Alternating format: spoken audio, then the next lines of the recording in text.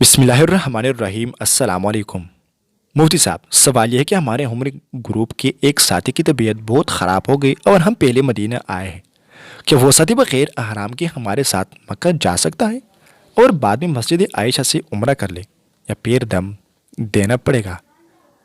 جواب: مدینہ منورہ یا کسی بھی جگہ کے رہنے والے کے لیے میقات سے حج یا عمرے کا احرام باندھے بغیر گزر جانا جائز نہیں ہے، اور اس پر حدود حرم میں بغیر احرام کے داخل ہونے کی وجہ سے دم یعنی بکری وغیرہ کی قربانی اور ایک عمرہ یا حج لازم ہوگا۔